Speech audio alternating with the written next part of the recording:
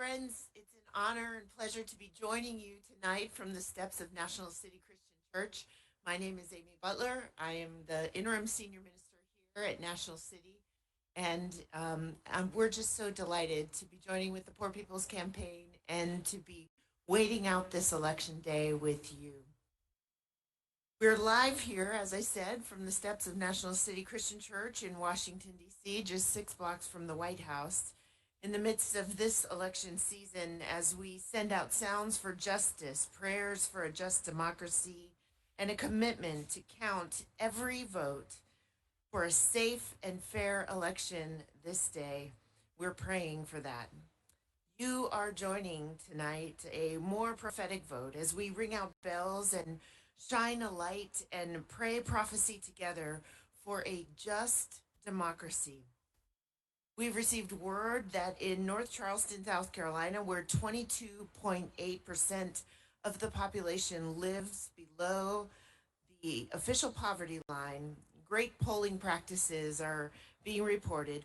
Voters are receiving fresh coffee and donuts and other snacks and beverages as they wait in long lines. There's ample parking and the wait times are getting shorter.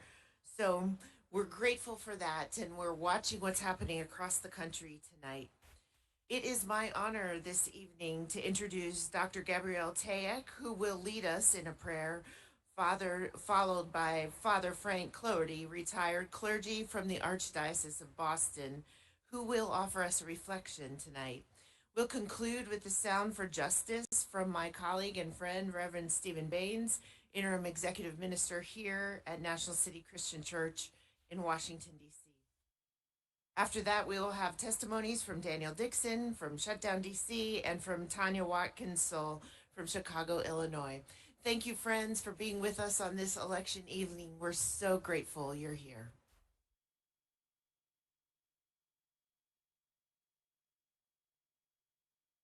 Give you greetings and thanksgivings on behalf of the people who have walked the steps of this land for over 10,000 years.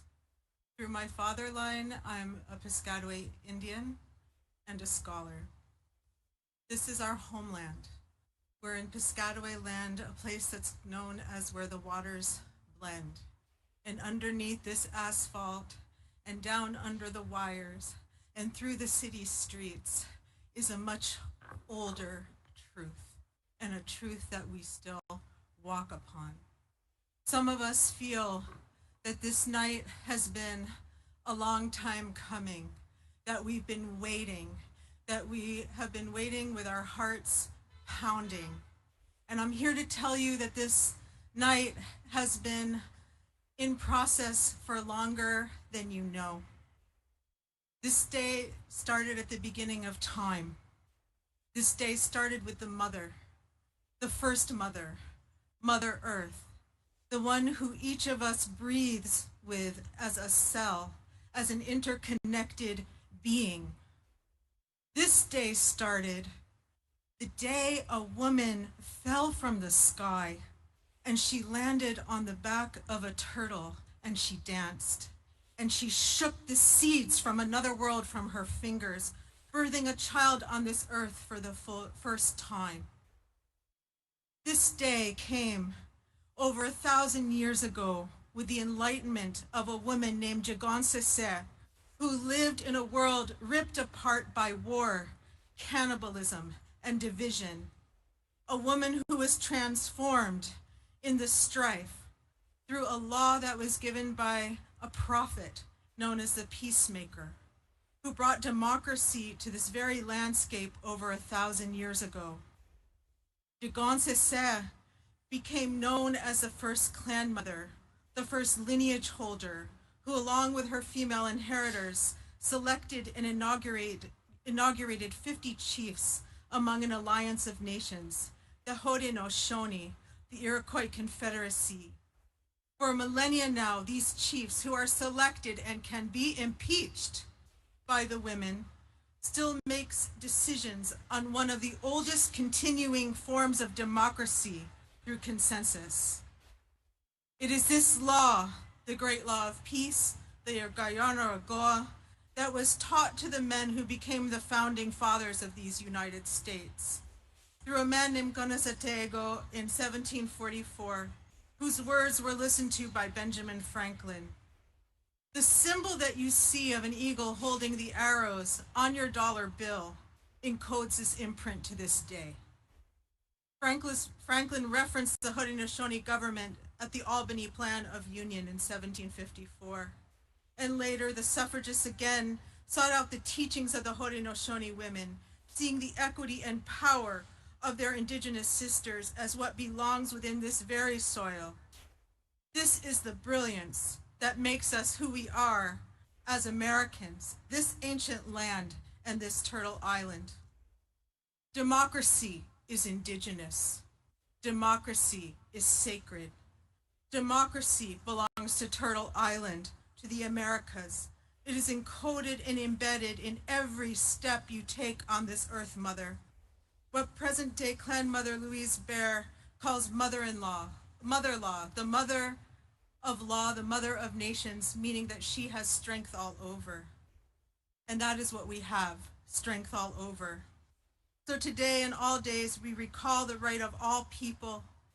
Let us come together as one family, one mind, one heart, one spirit, one voice, for freedom, for liberation, for democracy, for truth, for justice, and above all, for love. With that, all my relations, may we walk together in peace through the next millennia. Mitakuye.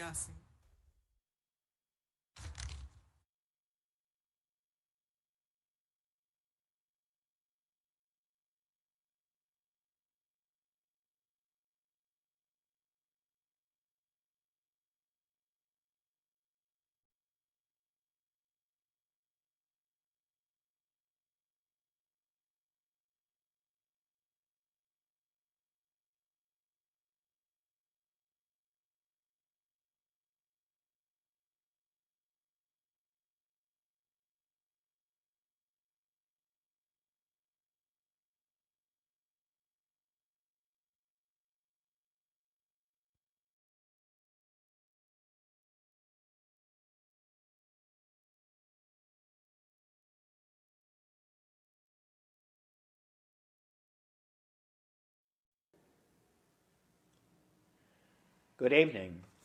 My name is Father Frank Cloherty. I am a retired priest of the Archdiocese of Boston.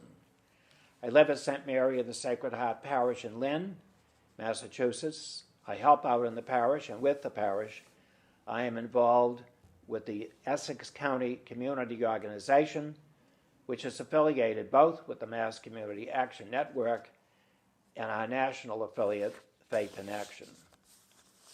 I have 3 words of wisdom this evening and a closing prayer.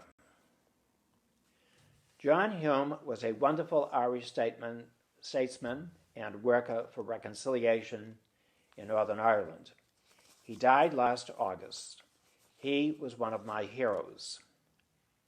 He once said, "All conflict is about difference, whether the difference is race, religion, or nationality. Difference is an accident of birth, and it should never be the source of hatred or conflict. The answer to difference is to respect it." In his 2015 letter, The Joy of Love, Pope Francis wrote, "We encounter problems whenever we think that relationships or people should be perfect, or when we put ourselves at the center and expect things to always turn out our way. Then everything makes us impatient and makes us act aggressively. Unless we cultivate patience, we will always find excuses for responding with anger." Finally, a 19th century member of the British Parliament, whose name I forget, said, "In order to have an effective and productive legislative body, it requires us to dine regularly with the opposition." And so in the spirit of these words of wisdom, let us pray. O God, as a nation, we find ourselves living through 2 pandemics. One pandemic is caused by a virus, the other by national divisions fueled by moral and ethical lapses. The second pandemic or illness is of more concern to us than the first. As a result, we ask you, O God, to help us to reject the temptation to demonize those with whom we disagree. Help us to see that in reacting, we do not seek the truth. All we are doing is reacting. Help us to presume the honest intent of the other unless there is clear evidence to the contrary. Give us the grace to live our public lives with a practiced ability to listen deeply, not just to words, but to the person speaking. Help us understand that the protection of the poor, the weak, and those without rights is in the interest of our preserving our own humanity and integrity. And, as yet, we do not have a perfect union in our United States. So give us the vision, the will, the discipline, and energy to become that perfect union, a union that embraces all of our sisters and brothers, black, brown, red, yellow, and white, Muslim, Jew, Christian, and those not part of any faith community, gay and straight, citizen and immigrant, and yes, Republican, Democrat, and independent. Give us the grace and will to come together at this critical time for our common good, the common good of our country and the world, in a spirit of truth, love, justice, and peace. And can we have an amen to all that?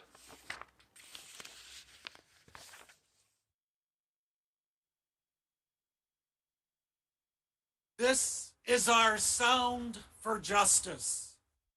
We ring bells for a just democracy. We sound the shofar for a just democracy that ensures all citizens vote without intimidation and harassment. We offer a call to prayer for a just democracy for each person across race, ethnicity, religion, gender, and sexual orientation. We ring bells for a just democracy that eradicates racist voter suppression laws and lifts up the people, including everyone, of the millions of disenfranchised voters. We ring bells for a just democracy that represents all workers and knows each of the 236,000 Americans who have died from COVID-19 as essential and sacred. We lift voices and chant for a just democracy that fights poverty, not the 140 million poor and low income. Sound the shofar for a just democracy that ensures health care for all, including 133 million Americans with pre-existing conditions. We ring bells for the earth, including the sacred lands of First Nations and Indigenous beloved in peril now, as well as water and air for our children to live. We ring out bells to remember at our core who we are and who this country may yet be. We ring out bells with clarity of conscience and sacred duty, sounding in our very souls for those within this country and well beyond, recognizing our responsibility and impact across the world.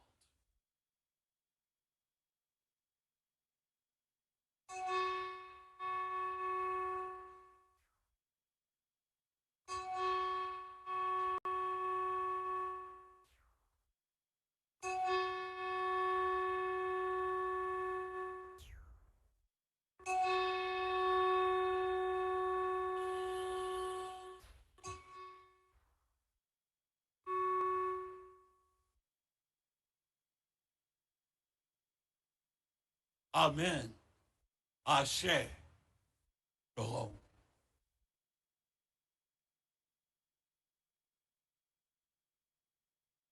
My name's Daniel, and I organize with Shutdown DC. I'm also a person of faith. As a theology student at a seminary led by Indigenous peoples, where we dissect the painful history of Christianity and colonization in the US, and where we explore what a decolonized faith could be, it has become abundantly clear to me that faithfulness means protest. Faithfulness means a bold disruption of business as usual, and faithfulness means a deep, practical commitment to justice. Oscar Romero, the former Archbishop of El Salvador, who was on the side of the poor, on the side of the people, and who was killed by an unjust government because of that, said, "There is no dichotomy between humanity and the image of the divine. Whoever tortures a human being, whoever abuses a human being, whoever outrages a human being, abuses God's image, the image of the divine." In the last 4 years, we have seen torture, we have seen abuse, we have seen outrage. Too many people have been hurting for too long for us to stay silent anymore as people of faith.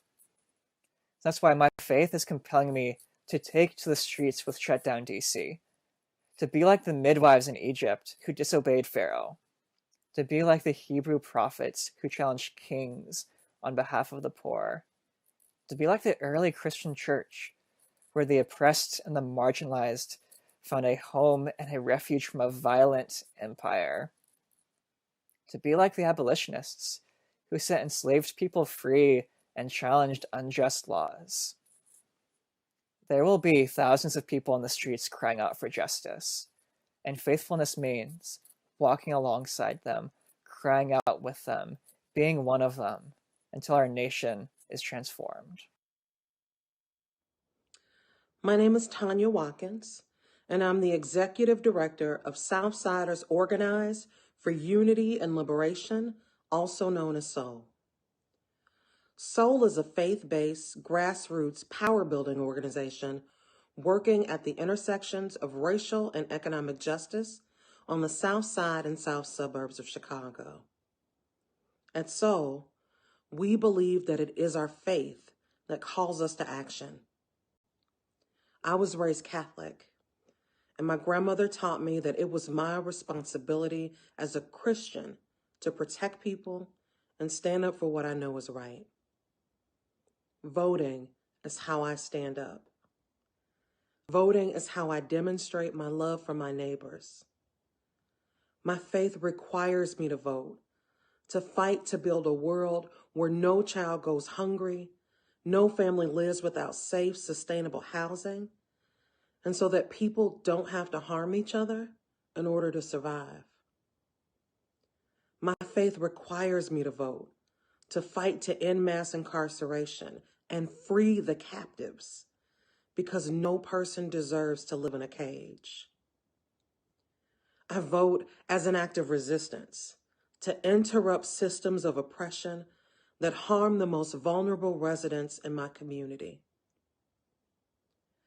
I vote because I respect the sanctity of life. I vote because as a person of faith, it is my duty to fight for the liberation of all people. My name is Tanya Watkins. I'm a person of faith, and I vote.